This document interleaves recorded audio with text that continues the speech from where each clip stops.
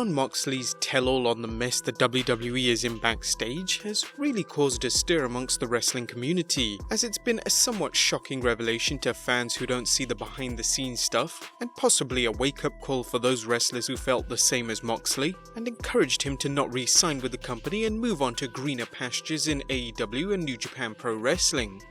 Moxley revealed there are so many problems with WWE's creative team, but equally blames WWE head honcho Vince McMahon for stymieing them with uninspiring storylines and awful character development. We won't go further into that as we've already made a number of videos on it. Be sure to check them out if you can. And as we've discussed in previous videos, the WWE is in full-blown panic mode. This is due to declining ratings and looming competition from All Elite Wrestling, fearful of any chance to take away its stars. Panic at Titan Tower currently shows as Vince McMahon has been throwing a number of ideas out there that will try to help the product and increase ratings. McMahon introduced the wildcard rule, a gimmick that has only served one purpose, having Roman Reigns being featured on both shows, as he's been a consecutive wildcard for 4 straight weeks.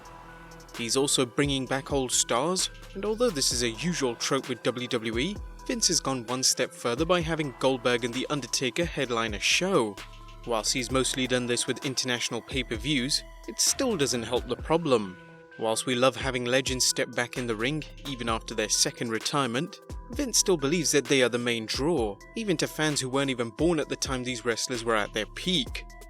He's also made changes to the third hour of Monday Night Raw by getting more raw, making the set darker and introducing the 24/7 rule and title. Whilst it received a barrage of hate when it was unveiled by Mick Foley, the views on WWE's YouTube channel on its segments have at least proved that this is one idea that has worked. But even with all these changes, has McMahon finally admitted that things really need an overhaul in WWE? Well, obviously there's no direct quote from Vince, as why would he admit this on a public level, but Dave Meltzer told in this week's edition of the Wrestling Observer newsletter that Vince has acknowledged that the system is quote-unquote broken. He mentioned, in contacting a number of wrestlers, and of course what Moxley said is true, and it's hardly a secret other than some of the new details of what he went through, even those who personally didn't like him had nothing negative to say about what he said.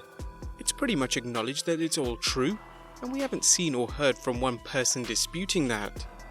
One person who was not close to him at all and felt he was a guy who couldn't be happy said they listened to him on the Jericho podcast and felt he was very honest from this perspective, that the system in place is obviously broken, and that's not a secret, nor is there any doubt about it, and that even Vince McMahon realizes that. So if Vince, who is arguably the biggest problem in the WWE right now, has finally acknowledged there's a problem, what could he do about it? Well, Mick Foley believes that the WWE is looking to bring back elements of arguably the peak era of wrestling back into the main product.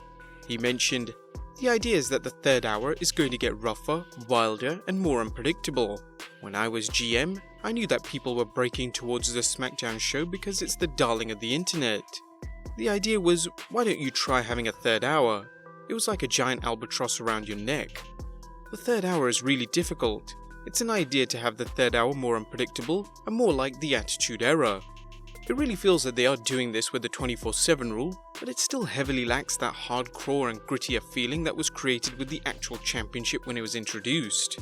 But what are your thoughts on the situation? Will Vince change? Could they really get the feeling of the Attitude Era back? Let us know in the comments down below, subscribe if you haven't already, and I'll see you next time with some more wrestling content.